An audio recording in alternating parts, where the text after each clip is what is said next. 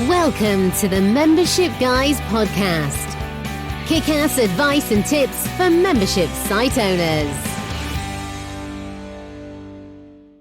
Hey folks, welcome to episode 252 of the Membership Guys podcast. I'm your host Mike Morrison, one half of the Membership Guys, and this is the number one place to be for proven practical tips and advice on growing a successful membership business. This week we're doing something a little bit different. There was a great question asked on a recent member Q&A call that we did inside Membership Academy. We do these calls twice a month and we hang out with our members for about 90 minutes, basically just answering any and all questions they have about membership sites. And even though we've been doing these for 5 years now, these guys always surprise us with every Q&A by coming mostly, about 90%, with questions we've never been asked before on previous calls.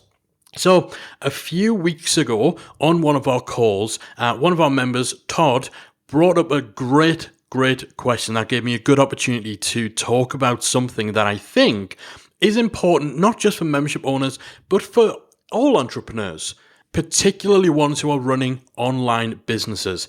And that is the question of how often should you be checking and adjusting and changing up your membership sales funnels, or even things like your onboarding processes or any other sort of automations. And this is important, particularly with online businesses, because I think we have a tendency to overdo this a little bit. We always want to be checking on how our funnels are doing. We always want to be tinkering. There's always that little bit of a concern that you haven't got it quite right, or it's not working quite quickly enough for you. So I was really glad Todd asked this question.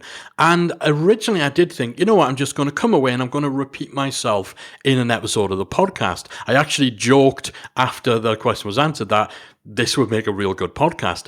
But I thought, you know what, rather than doing that, let's just give you guys a little bit of a glimpse, a little bit of a taste into one of our Q&A calls. So I've just pulled that part of the call. I've just taken the audio direct from the call itself, and that's what we're going to hear in today's episode. Now, keep in mind, obviously, this is from a live call, so it's maybe a little less polished. I don't have my radio voice perfected on these live calls, but I hope you'll agree that the message and the key takeaways are useful and really important, I think, for anyone running an online business, particularly a membership site. So let's dive in.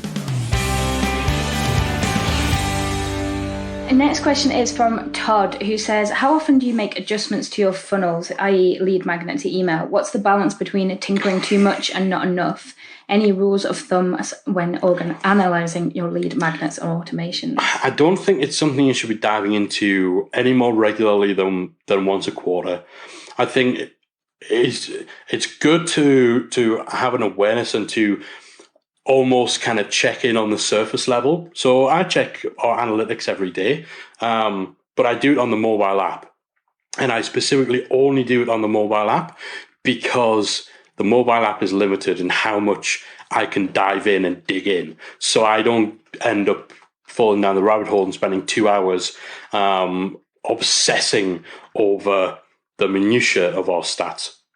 So I think it's good to have your finger on the pulse of how things are going, to know how you're performing, to know, to know how many leads you're getting, to know what traffic you're getting, how many podcast downloads you're getting, how many signups you're getting.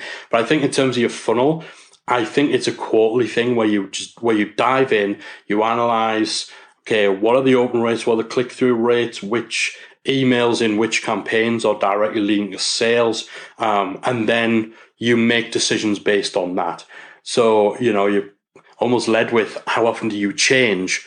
Like, you change when the data tells you need to change. That might be once a quarter, that might be once every 5 years. So it's not about the frequency with how often you make change, it's the frequency with how often you actually dive into the stats. You do that deep dive, you gather that data, you analyze that data, and then you make decisions as to whether you need to make changes. So with us, like you're talking about changing lead magnets, for example, we've had our plugin comparison chart since day one. Now, the content of it changes, so this is a different it gets thing. Updated. Yeah, this is a different thing. The content of it needs to change just because of what the content is.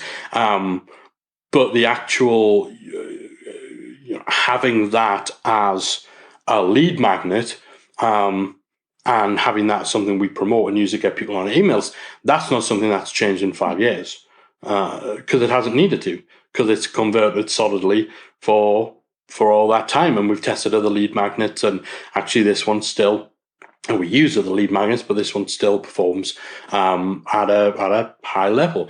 So yeah, it's not about, okay, every quarter I'm going to change up my sales funnels and this, that, and the other. Only change stuff when the data tells you need to change. And I think once a quarter is a good frequency with which to set aside a day or so to really dive into your stats.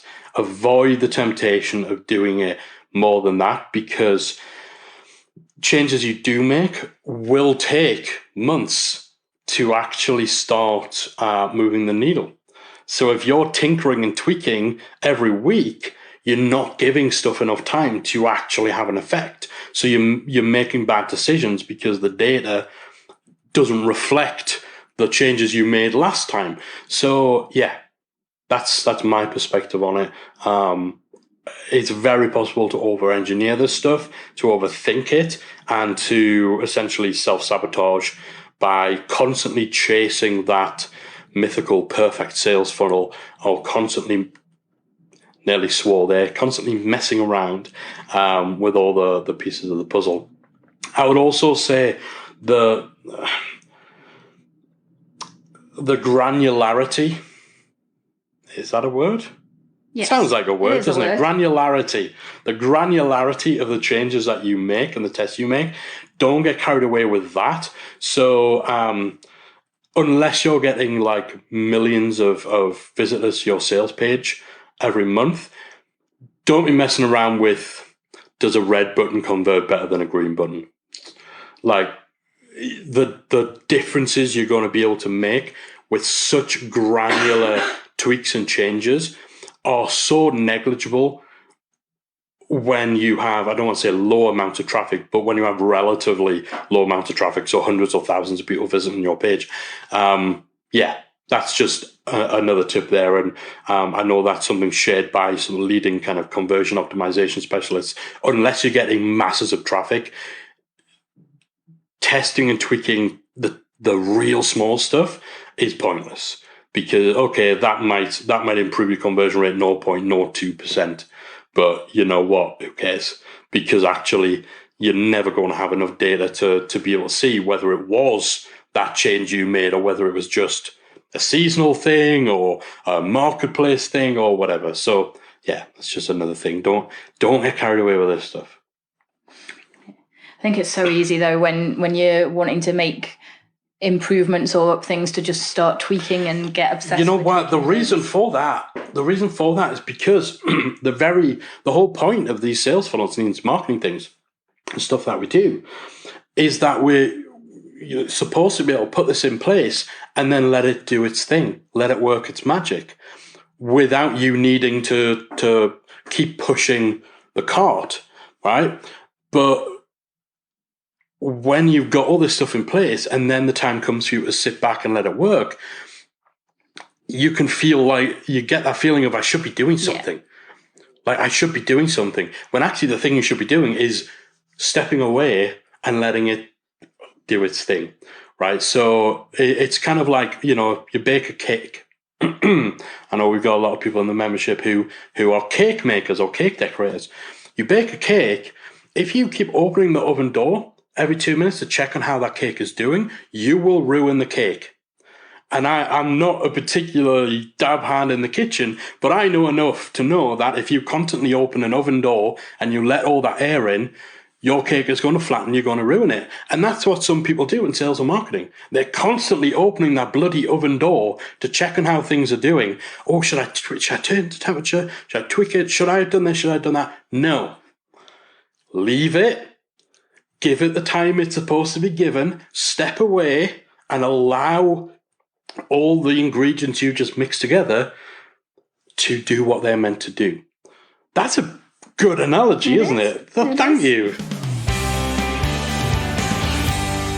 Alright, I hope you guys found that useful. And how about that analogy? Like, I love that analogy. I just made that up on the fly. I know nothing about baking. I haven't baked a cake in well over a decade, probably more than 2 decades since I was a kid. I don't know about that, but I think the analogy works. I'm pretty sure I'm going to get a lot of tweets from membership owners who have cake baking memberships in. Well, actually, Mike, opening the oven door at least 3 or 4 times is better for the overall whatevers. I'm sure that's the case, and you know what? Bring it on. Please tweet me and put me right. But regardless of whether opening the door does really spoil the cake, you got the message, right? Don't overdo it. Don't overthink it. Don't give in to the anxiety that can sometimes come from inaction, from feeling like you should be doing something. You should be messing around with your funnels. You should be adjusting your onboarding sequence. You've got to give this time stuff to do its job, to actually percolate and to start generating results for you. So I hope you have enjoyed this episode. As I said, it's something a little different to what we usually do. If it's been useful to you, I'd love to hear from you on social media. You can hit us up on all the usual channels, on Twitter at Membership Guys, on Instagram at Membership Guy, singular, just me on there, or on Twitter inside our free Facebook group, Membership Mastermind. Search for it on Facebook, or type in talkmemberships.com to your browser. That'll redirect you to the right place. And of course, if you are an Academy member, then make sure that you're coming along to our live Q&A calls. We do them every 2 weeks, like clockwork, inside the Academy. It's a perfect opportunity to hang out with us, with your fellow members, and to pick our brains on any challenges, any ideas, anything you need help with in your membership. That is it from me for this week. Thanks so much for listening. I'll be back again next week with another installment of the Membership Guys podcast. If you enjoyed this week's episode of the Membership Guys podcast, we invite you to check out membershipacademy.com. The Membership Academy is the essential resource for anyone at any stage of starting, growing, and running a membership website. Whether you're still trying to figure out what your idea is going to be, or whether your website is already up and running and you're just looking for ways to grow it and attract new members, then the Membership Academy can help you to get to the next level. With our extensive course library, monthly training, exclusive member-only discounts, perks, and tools, and a supportive, active community to help you along the way with feedback, encouragement, and advice, the Membership Academy is the perfect place to be for anyone looking to start, manage, and grow a successful membership website. Check it out at membershipacademy.com.